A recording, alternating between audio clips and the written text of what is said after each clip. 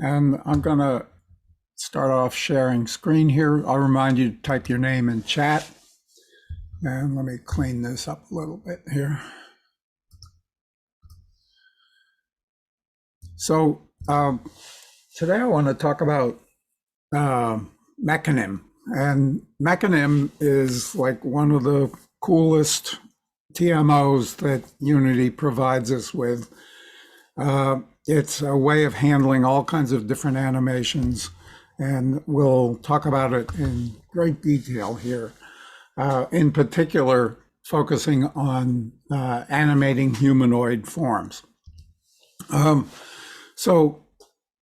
Mechanim animation is based on these animation clips. Animation clips represent some kind of isolated piece of motion, something like running, jumping, idling. And there are a number of different ways that these are presented to you by the assets that we get from various places. Some of the older ones, here's the original Lerps. Lerps is a rather old asset. And his animations look like this. But the thing about the original Lerps, when you got it, all of the animations were strung together in one big long take 001. And so all of the different animations that the character had were in this single animation. And I'm guessing this was done kind of like a puppeteer, in that each of the different little pieces were animated by hand. Now, in order to make Lerps useful, what one had to do was go through all of these different animations and figure out which frame each one started on and what frame each one ended on. And so the jump animation is from frame 149 to 157. And there was a lot of fiddling going on here in order to extract these from the take 001. Another style is we see here in the Goober character, where we have the Goober's FBX, but we have these kind of Goober at idle, at jump, at walk, and each of these were kind of individual animations that did the particular thing. So that's another style that you'll see. The other thing to notice about these two is that in the little preview window here, the character is walking, but it's not moving. And that's because these older animations did not have root motion, which we'll see in the more modern animations, the Mechanim animations. So here's a more modern animation. And in this case, the animation is not actually tied to any specific character, but can be used with any appropriately wired up character. Sorry. So one thing to notice here is the density of the keyframes in here. And that's because many of these modern animations come from motion capture. So they're done with some kind of fancy device and a person wearing a suit with little buttons on it that capture the motion of all of the different parts.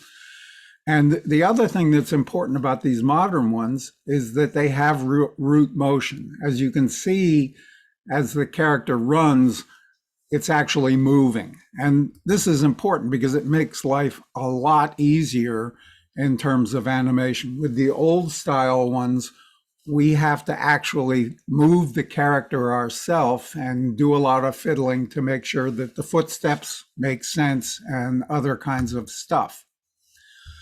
The other thing about the old animations is that they were done with the legacy animation system where uh, we did a lot of laying out of the layers and the wrap modes and setting the speeds of the different things. And when we transitioned from one animation to another, we did fades or blends or plays, all of these different things. And it was all done in scripting. And you'll see in Mechanim that it's so much easier. So issues with the animation clips.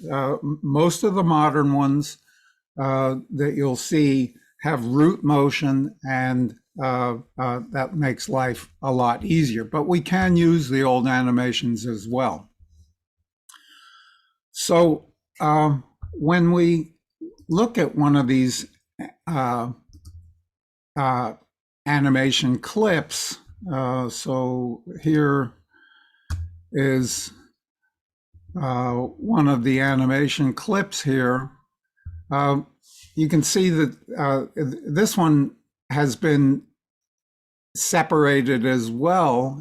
It has a run take, but the different parts of that clip have been selected out so that run straight is from 301 to 318 and left is from 59 to 76. Right, there's some trick there with mirroring, but basically we're setting the different clips here. And we see in modern animations these kind of stoplights that show you how well it is looped. Because these animations only take one or two steps and then they loop around again, we have to extract it in such a way that the looping makes sense. It comes to the end of its animation and it matches up with the start of the animation. And these little spotlights kind of help you with that tuning of this thing. Now, that said, most of these animations are pretty well set up to begin with. But there are lots of options here. The start and end frame of the clip, the take that it came from, various settings for whether it loops, how that looping is based, and other factors. These are usually things that we don't have to deal with if the animations are set up appropriately. I will be pointing you at a library of raw animations, raw motion capture animations for you to use at yourself. And these raw animations have to be massaged into the shape that you want them to. You'll have to find the beginning and the end and other stuff like that. So that's one aspect of it. Now, the other thing is that a character that works with the Mechanim system is going to have an animator component. Back when we looked at the little Lerps character here, the little Lerps character had an animation component. It didn't have an animator because it used that old system that was all built in scripting. But with the more modern system, we can use this animator. And the animator has a couple of different things. In particular, it has an animator controller. And this animator controller here, 01 run, is shown over here in one of the animator windows. These are windows that you can pull down and open from the window tab, and you can dock them and put them wherever you want. But the animator controller is where we do most of the cool stuff. The other thing it has is an avatar. I'll talk about avatars much later, how to make them. They're easy to make, but they have to be made. And it has various other settings. The animator has whether to apply root motion, and we of course want this checked if we're using animations that have root motion. And then we can animate physics, and we can cull it so that the character, if it's off camera, doesn't bother to animate itself. And this can save some cycles in the long run.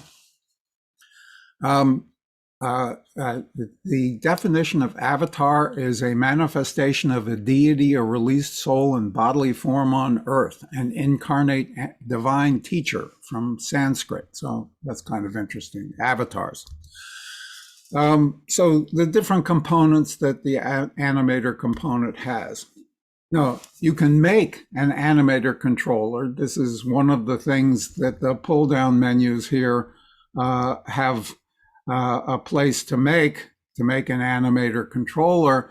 And so that docks it in the project view, and we have our various controllers here that we can play with. Now, the animator controller, and we see it over here on the left for this simple example, has all these little boxes, each of which is a state that the character is in. And these states have little arrows that go among them that are the transitions between the different states.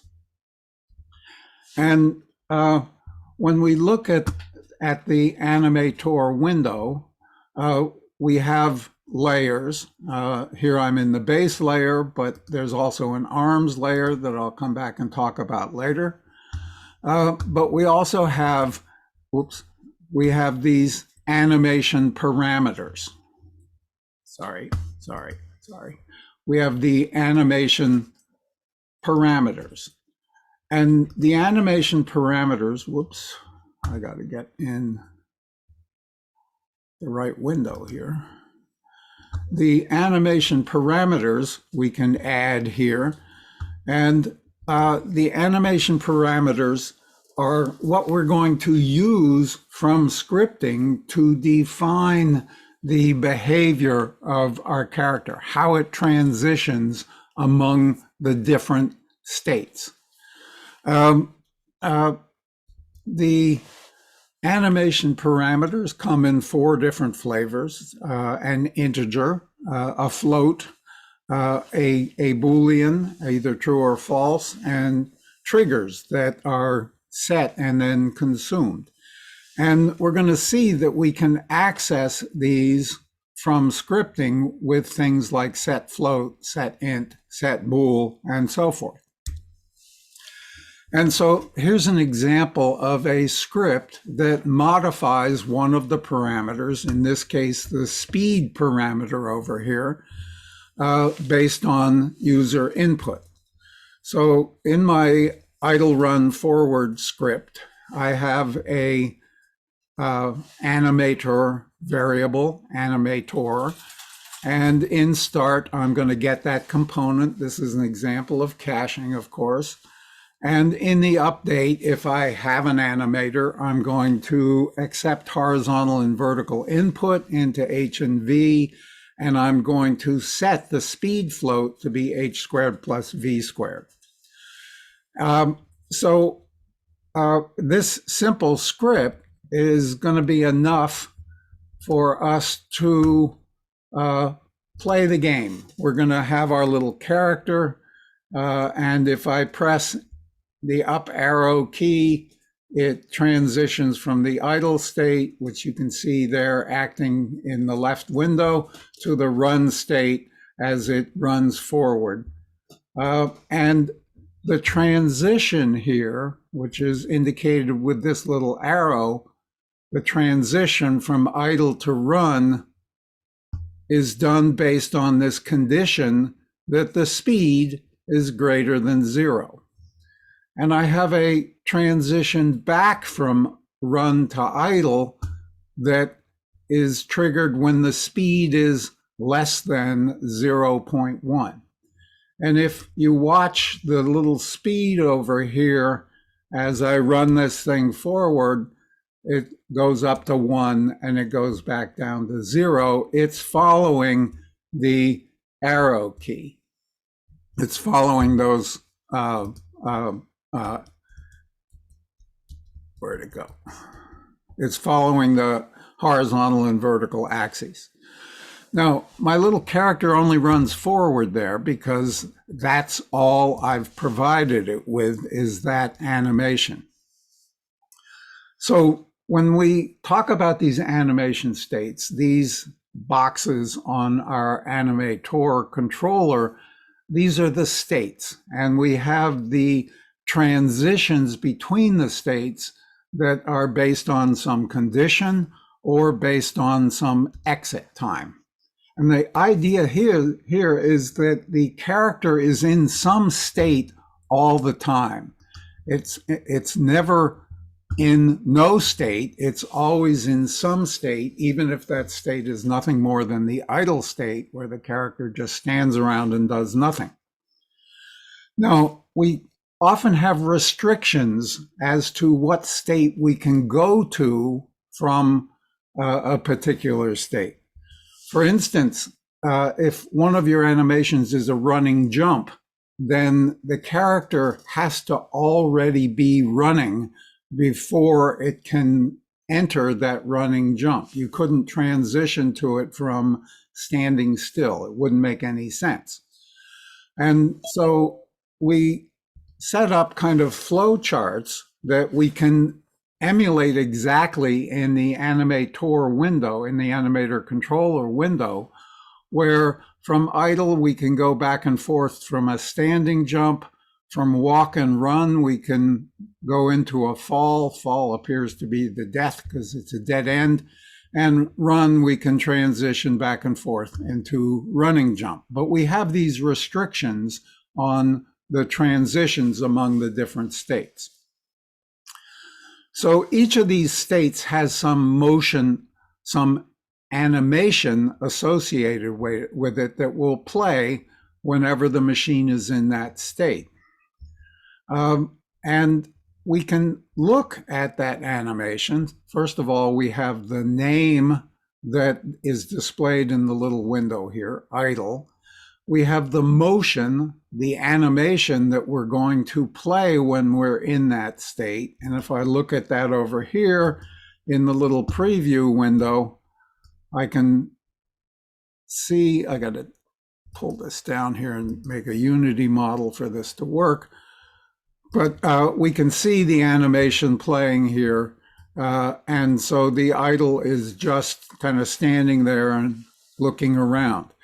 And with this little preview, we can move around through it and we can look at how it behaves, and we can examine the animation, and we can see it as well over here if we well, we can't see it over here. The run state has the name run that displays here. We have the motion, which is the run animation. The run animation looks like this. And notice this one has root motion. The character is charging along, which makes life a lot easier and has certain advantages that I'll show you later on. So the state machines, these Animator controllers, consist of states, transitions, and later I'll show you how to add events.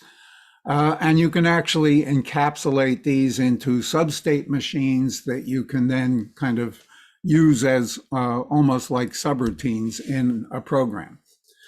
Now, when you look at one of these states, it has the name, it has the motion. We'll talk about blend trees in a minute. It has some settings that we can adjust, things like normalized time, whether to mirror the animation. And it also shows the transitions that that state has. This idle has a transition from idle to run, and this run has a transition from run to idle. Most of the time we can leave these other things alone. They're just fine. And there's also a speed, how fast the animation runs, which you can fiddle with and do strange things that we'll see later. So the yellow one is the default state. And this is the state that the Animator Controller enters when the game starts, when the character comes into existence, whether it be an AI or a player. And we can change the state. I could make the run the layer default state, and it would then turn orange. But I'll leave idle as the default state. Solo and mute are checkbox for debugging for the animation previews. You can kind of turn off an animation, or you can force it to be the only one that plays. And you can add new states by just right-clicking on an empty part of the box and create an empty state, and then you can fill in the different components of it as you want. With Mechanim animations, like the ones that we're working with here, you can just drag and drop them into the Animator Controller window, and they'll set up a state for you. That only works with Mechanim animations. Those legacy ones that I showed you with Lerps cannot be dragged in. Now, there's this any state here. This is kind of a special one. And any state we transition out of, and the any state will transition out of any state that's in the Animator Controller. And this is just kind of a shorthand for putting individual outward transitions in all of the states of your machine. So if we had, for instance, a die animation that we wanted to just immediately die, no matter whether we were idling, running, jumping, doing whatever, we would transition from the any state to the die state. And we wouldn't have to put in transitions from idle, run, jump, and all the others. So the any state is a kind of shorthand of transition out of everything into this particular state. You cannot transition to the any state. You can only transition out of it. Now, the transitions, and we saw one of the transitions here out of idle. The transitions have, as I mentioned, they have these conditions, which we can add here. You can stack up as many transitions as you want. But transitions can also have exit times. And we probably would not want to have both an exit time and a condition. These are kind of mutually exclusive. If you have an exit time, then the animation runs its full length and then exits, whereas conditions will exit when the condition is triggered. And these transitions afford a lot of opportunities for fiddling, because you have to get these transitions to kind of match up and make sense. And so I've set here the duration of the transition. This little blue region here is where the transition is changing from idle into run. And you can move these things around and change how they overlap, because the key here, I don't want to break that, oops. Because the key here is that the transitions should not have hiccups. This is a kind of blending of the animations as you transition from one to the other. And you want to make sure that the steps match up and that other things happen in accord as you transition across from idle to run. These little white lines up here, I think, are indications of the position of the root or the center of my character. So the running animation is kind of bouncing up and down, and the idle animation is kind of standing steady. And while this is not something that we rigorously have to match up, it can be helpful to see what's how the animations match up. In the case of an exit time, we would specify a number that represents the normalized time of the clip. 0.95 would mean that we were transitioning out after the clip has completed 95% of its full animation. And we also have a transition time as well in there. I'll show you examples of exit times in a minute. So the animation transitions have a lot of potential fiddling to do. We have to get the blend to match up so that there aren't hiccups. We have to have it make sense as it transitions between them. We have to either have exit times or various conditions that we exit from. Now, another kind of state is the blend tree. And I mentioned that we were sort of blending states as we transition from one to another, but that blend is occurring in time. And the blend trees let us blend two or more similar motions based on the value of one of our parameters over here in the Animator Controller. So they're different. Transitions are blending over time. Blend trees are blending based on a parameter, which presumably we're going to adjust in our script. So transitions transition smoothly from one state to another, whereas blend trees combine two animations together with a blending parameter that presumably is going to be a float that measures how much of each of the different animations we want to blend together and have that result. You might have a walk and a run animation, and you would want to blend the walking and running animations together based on how fast you want your character to move. And of course, these have to be compatible in the sense that the feet have to hit the ground at the right time in the clip. In both walking and running, you would want left foot at 0, right foot at 0.5. And this is all stuff that you do in trimming your raw clips to make them match up. Happily, most of the animations that come with systems are set up already for that. So a blend tree, we can create a state, new blend tree. We would do this with a right click over here, create a new blend tree.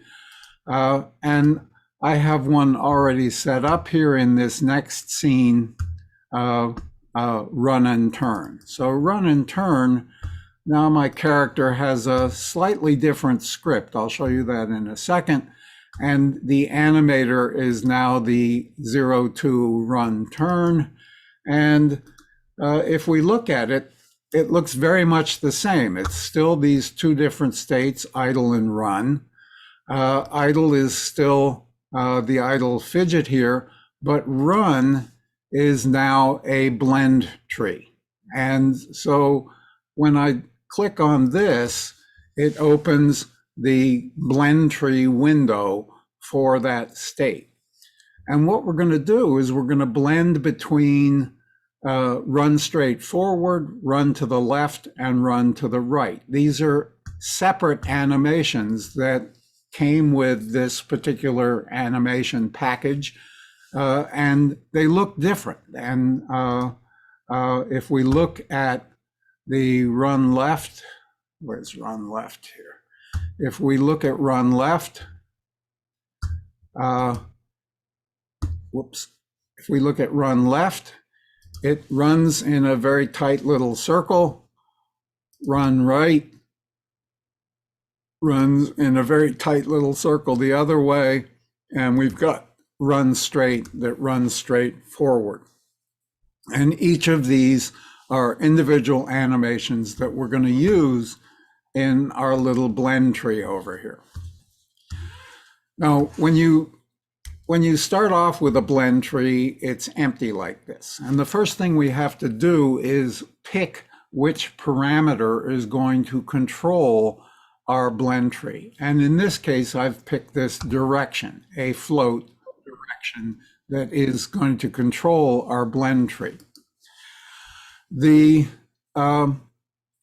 blend trees come in different flavors. The simplest is the 1D, which depends on a single parameter, but we also have 2D blending that depends on 2 parameters. You might think of this as horizontal and vertical, and there are actually some others that are very general purpose. So there are lots of blending tree options, and I'll let you explore some of them if you want to. We'll just do this simple one. So with this blend tree, I would systematically add the different animations that I want to have here. I added run left first, run second, and run right third. And we have to set up the thresholds of that define how that parameter is blended. Now I'm going to use the horizontal that goes from -1 to +1 when I press the arrow keys. So my blend parameter is going to also go from -1 to +1. This is something that you can set here in the blend tree window. It goes from -1 to +1. And the threshold here shows you which animation is active for each one. And they're blended according to these little pyramids. When we're here, it's all run. When we're here, it's all run left. And we can actually preview this here. Here I am running. And if I grab this little red line and move it over here, now we're all running to the left. And if I move it over here, we're all running to the right. And if I'm in here, I'm blending between running straight forward and running to the right. And we can set this blending across here. We can set the values of these different thresholds. So I could make this 0.25. And you notice that the peak of the pyramid moved over here. And now, even though my direction is 0, I'm running a little bit in the direction 0. We can automate thresholds by doing this check mark, and it then automatically divides these 3 animations into 3 different settings that evenly space across the space of -1 to +1 that is our range. And so that is a way of automatically setting thresholds. There are other ways to do it as well. We can also, there are other ways to do it as well. Here's an example where if there were 5 clips and we automated it from -90 to +90, it would set the thresholds automatically to those 5 values. There's also compute thresholds, which is based on information that it actually extracts from the animation. You can trigger on speed or X, Y, or Z component of the velocity or angular speed. And so this is a kind of more advanced way of setting it that extracts information from the animations to actually set the thresholds for you. So now that we have a blend tree, and the blend tree is controlled by this direction that I can also play with over here and make my character zigzag, I have a slightly modified script now, the idle run turn script, that has just one additional line in the update function. Here's that original set speed to h squared plus v squared, but I've added a set float direction to be the horizontal axis, that plus or minus 1, with the arrow keys or the A and D keys. And I've got a direction damping time that's an exposed variable and time delta time. Now what that is, with the set float speed, this sets it instantly. It just replaces the value of speed with the h squared plus v squared. But the direction is going to be interpolated gradually over a specific time, the direction damp time, that 0.25, and we put the time delta time in there to indicate which clock we're using to do that interpolation. I believe you could also use the time fixed delta time to have a more uniform clock. So now that we're in this scene here, we've got our blend tree, and I've got my little character. And if I look back at the base layer here, we're standing in the idle, and the up arrow key I'm running, the left arrow key I'm running in a circle. And if I look now at my run condition here, as I run forward, that direction is 0. And as I turn, it goes to -1, and the run left is dominant. And as I turn to the right, that direction is fully run right.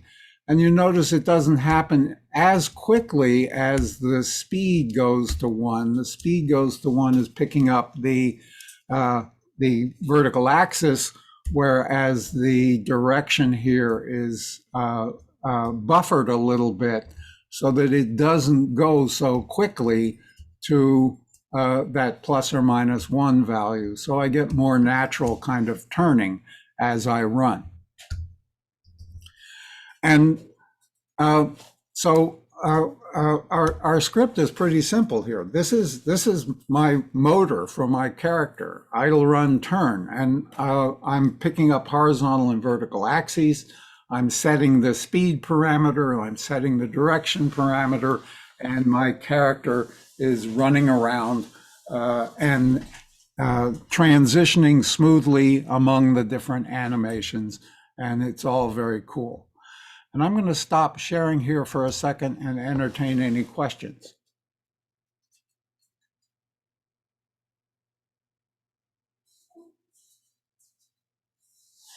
No questions? Okay, well, back to sharing here. So the next little piece here I want to talk about is animation layers. And I mentioned back when we were talking about this that there are layers here, and I want to switch to a different scene here. I want to switch to the wave scene and get the right controller here, the 0-4 run jump. And for the time being, let's ignore this jump and just look at the layers. So layers let us have two different animations playing on the same character. An example of this might be that you have this, the legs and torso that are running and jumping and doing all kinds of stuff. And you have an arm with a gun on it that is waving out to shoot at things. And we want to be able to run and jump at the same time that our arm is out shooting. And so we have these layers that let us put a specific animation on just the arm and have the other animations continue to play as they would on the base layer. And to do this, we need something called a mask. And so here's my arms layer. Incidentally, with these Animator controllers, if you put the mouse in it and press A, it focuses it so that it all fits in the window. So the arms layer has this null state. This is what it does when it's not active. And it has a little wave animation, which is nothing more than my character waves its arm. And in my parameters, I have a Boolean high that is a true or false value, and it's going to trigger this animation from the null state into the wave state. And the wave state, when it's done, is going to have an exit time. So we've set an exit time that's 93% of the animation, and a transition duration that's the rest of it as it goes back into the null state.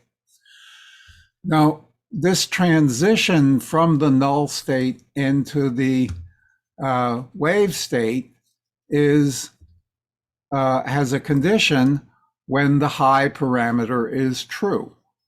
And so in my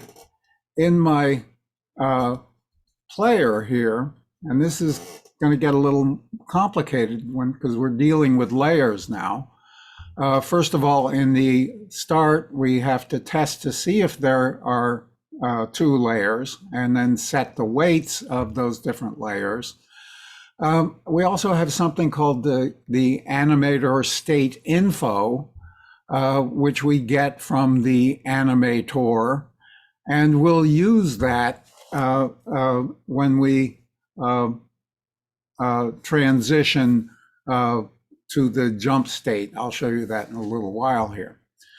But for this wave animation, when the fire 2 button, which I believe is the Alt or Option key on the keyboard, and the layer count is greater than or equal to 2, I'm going to get the value of the Boolean parameter high. So I'm using animator get bool, that gets the value from the animator.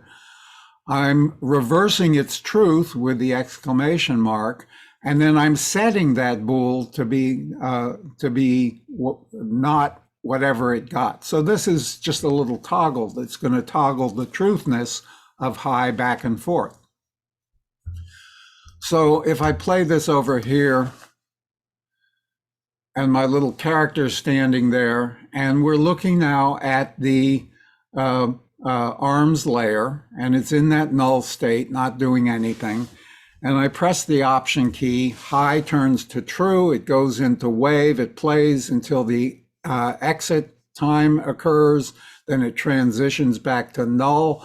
High is still true, so it transitions back to wave again. And so it stands there and waves. And of course, I can continue to run around and do other stuff, and it continues to wave because this arms layer is an override. It is an override layer.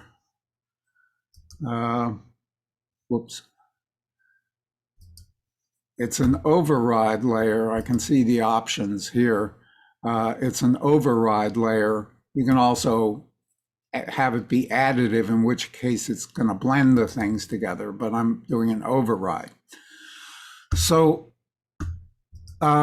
that's the the arms layer, and this can be very useful because you could have a head layer where you turned your head or did something fancy, and so forth. So that's all very cool. Now, I want to add a jump animation, and I've actually already added it here. If I go back to my base layer, I've got this jump animation, and it's a little jump here that my player does a little flip and then continues running, and so I want to transition to that jump, and I'm going to transition based on a Boolean. If the jump condition is true, this is one of my parameters here, the jump condition, and its transition out of jump is going to be one of those exit times. So I'm going to transition out of this after 88% of the animation is run with a transition duration. And this, of course, is where a lot of fiddling occurs, because you have to make that transition from jump to run make sense. The legs have to blend in there in an appropriate way, and you want that transition to be smooth and not have any blending hiccups where a leg kind of disappears one place and then appears someplace else. And so there's a lot of fiddling that goes with this. And as I mentioned, this little white line can help you get those transitions right. But this is fiddling that you just have to do. Now, you remember I mentioned we didn't want to jump. We didn't want a running jump that came out of some other animation. So here I'm using that state info that I got back here, the current animator state info, and I'm testing to see if the state's name is baselayer.run. That's this blend tree up here, in which case I will accept input from the get button, jump, that's the space bar, and I will then set the Boolean jump to true. And of course, once we jump, we're no longer in the run state, so it will not accept any more input from the jump button, and only when the jump has finished its animation and transitioned back to run, can we then set the jump parameter to false. And so here we go with running and jumping. Running, turning, and pressing the space bar, and it jumps. And I can press the space bar as long as my character is in the running state.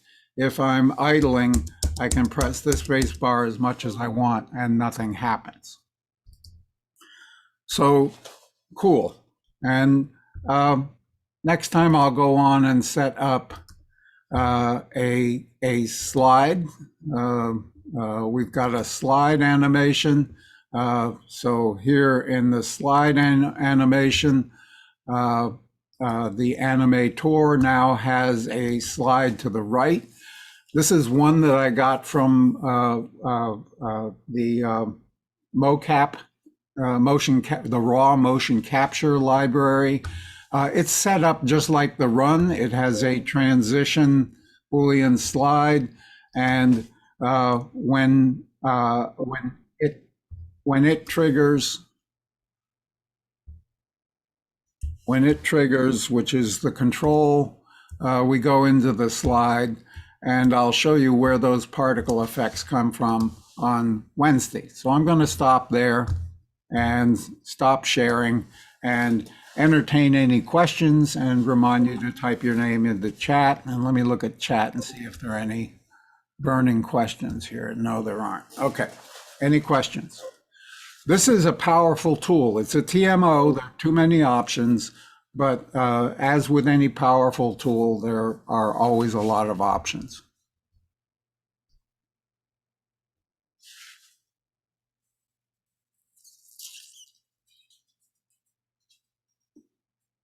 I believe one of the live trainings is humanoid animation, and they do it a lot differently there than how I've done it here. They do it with a different style, but the same end result is a controllable character that you can walk around in. No questions? All right, well, I'm going to stop recording it.